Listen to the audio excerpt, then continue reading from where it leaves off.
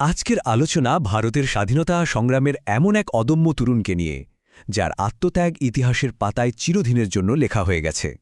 চলুন বিনয় বসুর সেই অবিশ্বাস্য সাহসিকতার গল্পটা শোনা যাক।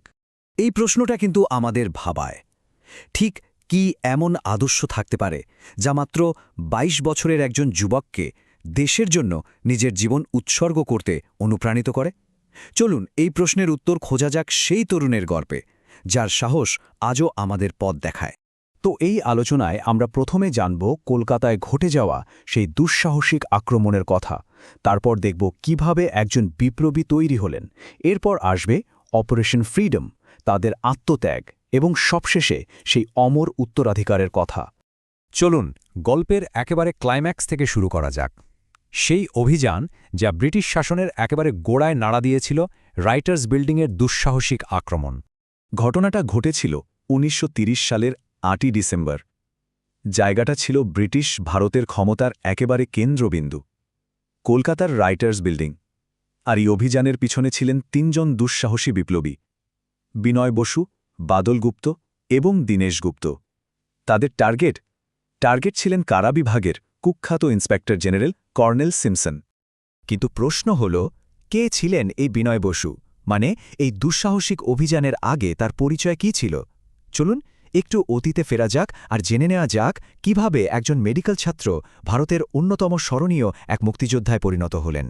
বিনয় বসুর জন্ম কিন্তু ঢাকায়, আর ছোটবেলা থেকেই, মানে একেবারে ছেলেবেলা থেকেই তার মধ্যে ছিল অসাধারণ মেধা আর সাহস। পড়াশোনা করছিলেন মিডফোর্ড মেডিকেল স্কুলে, কিন্তু ডাক্তারি পড়ার পাশাপাশি তার মন পড়েছিল দেশের স্বাধীনতায়। ছাত্র অবস্থাতেই তিনি যোগ দেন যুগান্তর দলে, যা ছিল বাংলার অন্যতম প্রধান বিপ্লবী সংগঠন। তার বিশ্বাসটা খুব স্পষ্ট ছিল, সশস্ত্র সংগ্রাম ছাড়া ভারতের মুক্তি আসবে না। আচ্ছা, বিনয়ের এই পটভূমিটা জানার পর চলুন আবার সেই চূড়ান্ত মুহূর্তটাই ফেরা যাক। এখন আমরা হয়তো তার সেই অবিশ্বাস্য সাহসের কারণটা আরও ভালোভাবে বুঝতে পারব। এখানে ব্যাপারটা খুব পরিষ্কার, তাই না? একদিকে তিনজন তরুণ যারা দেশের জন্য প্রাণ দিতে প্রস্তুত, আর অন্যদিকে কর্নেল সিমসন, যিনি কিনা রাজনৈতিক বন্দীদের ওপর অমানুষিক অত্যাচারের জন্য পরিচিত ছিলেন। এটা ছিল আক্ষরিক অর্থেই ন্যায় আর অন্যায়ের এক লড়াই। অনেকে ভাবেন সিমসনকে মারার পরে হয়তো মিশন শেষ, কিন্তু না, আসল লড়াই তো শুরু হলো ঠিক তখনই। রাইটার্স বিল্ডিংয়ের সেই লম্বা করিডরে মাত্র তিনজন বিপ্লবী লড়ে যাচ্ছিলেন বিশাল এক ব্রিটিশ পুলিশ বাহিনীর বিরুদ্ধে। ভাবা যায়? একসময় তো তারা চারদিক থেকে ঘিরে পড়লেন, আর ঠিক তখনই তাদের সামনে একটা কঠিন সিদ্ধান্ত নেওয়ার মুহূর্ত চলে আসে। এমন এক সিদ্ধান্ত যা তাদেরকে ইতিহাসের পাতায় অমর করে দেয়। তারা পারতেন আত্মসমর্পণ করতে, কিন্তু সেটা হতো আদর্শের কাছে হেরে যাওয়া। তাই ব্রিটিশদের হাতে ধরা দেওয়ার বদলে তারা বেছে নিলেন আত্মত্যাগের পথ। এটাই ছিল তাদের চূড়ান্ত প্রতিবাদ, আর স্বাধীনতার প্রতি তাদের অটল অঙ্গীকারের প্রমাণ। সংঘর্ষে বিনয় বসু গুরুতরভাবে আহত হন। তাকে ব্রিটিশ পুলিশ ধরে ফেলে এবং হাসপাতালে নিয়ে যাওয়া হয়, কিন্তু শেষ রক্ষা হয়নি। কয়েকদিন পর ১৩ই ডিসেম্বর তিনি শেষ নিঃশ্বাস ত্যাগ করেন। তার বয়স তখন কত ছিল জানেন? মাত্র ২২। ভাবুন একবার, মাত্র ২২ বছর বয়স। কিন্তু এই আত্মত্যাগ বৃথা যায়নি, একদমই না। বিনয়, বাদল আর দীনেশের সেই সাহসকে আজও আমরা মনে রেখেছি। আর এর সবচেয়ে বড় প্রমাণটা রয়েছে খোদ কলকাতার বুকেই।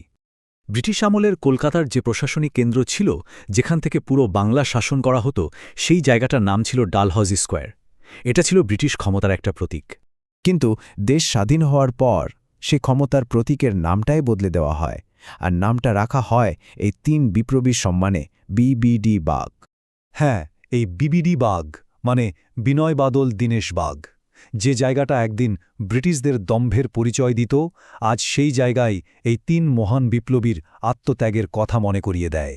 গল্পটা এখানেই শেষ, কিন্তু একটা প্রশ্ন রেখে যায়।